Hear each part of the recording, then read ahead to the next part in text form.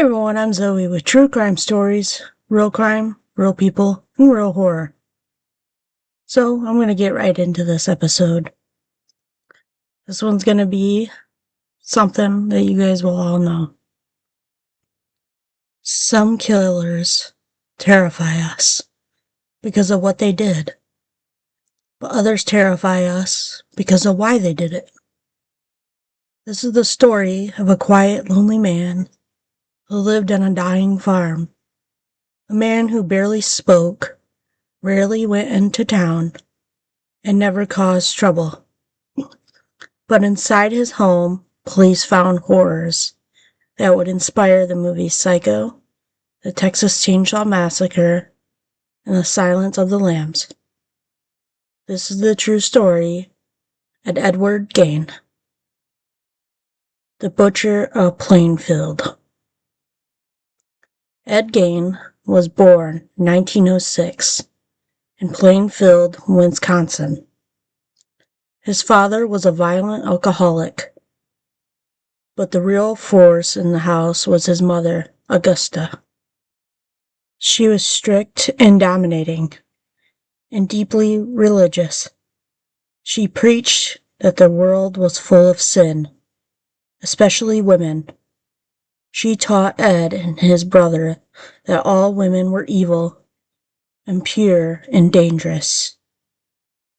Ed adored her. She was the only person he felt safe with. When his father died, Ed's world shrank, even smaller, and when his brother Henry died mysteriously during a fire, Ed became completely alone with his controlling mother. When she died in 1945, Ed lost the only person he had ever depended on, and something inside him broke. After Augusta's death, Ed locked her bedroom and kept it exactly as it was, perfect, untouched. The rest of the house fell into filth and darkness. He lived alone, no friends, no relationships, just books about anatomy, death, and Nazi experiments. In town, people described him as quiet, polite, strange, but harmless. But Ed had a secret. Late at night, Ed went into local cemeteries. He dug up recently buried women who reminded him of his mother. He brought their bodies home. There he used their skin, bones to create masks, furniture, bowls, clothing, and decorations.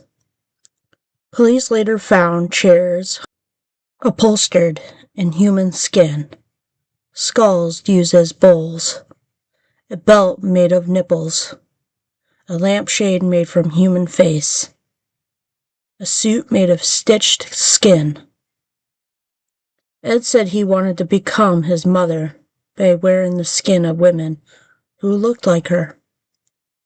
For years, women in Plainfield went missing. One of them was Mary Hogan, a tavern owner. Ed told people Mary's not missing. She's at the farm. Everyone laughed. They didn't realize he was telling the truth. On November 16th, 1957, hardware store owner Bernice Warden vanished. Her store register showed the last person to see her alive, Ed Gein. Police headed to his farm. What they found inside would haunt them for the rest of their lives. Inside a shed, police found Bernice Warden's body, beheaded, gutted, and hanging upside down like a deer. Inside the house, they made the discovery after discovery. Masks made of real human faces, a corset made of skin, a box of noses, a jar of preserved organs. One officer ran outside and vomited. This was no ordinary crime scene. This was a nightmare. When questioned, Ed calmly explained everything. He admitted to grave robbing. He admitted to creating human art. He admitted to killing Bernice Worden and Mary Hogan. He said, "I wanted to be close to my mother again." Ed was declared insane and sent to Central State Hospital. Ed Gein died in 1984 in a mental hospital. He never apologized. He never understood why people were horrified. His crimes inspired some of the most iconic horror characters in history: Norman Bates, Leatherface, and Buffalo Bill. But the true story of Ed Gein is darker than any movie, because it actually happened. Ed Gein looked harmless, quiet, polite, but inside his mind lived a world of obsession, loneliness, and horror. Cases like Ed Gein remind us that danger doesn't always come with warning signs, doesn't always look angry or violent. Sometimes it looks polite, sometimes it looks harmless, and sometimes it lives right next door. That's why awareness matters and why these stories deserve to be told. Thanks for listening. Stay safe and remember, sometimes the scariest monsters live in the smallest towns.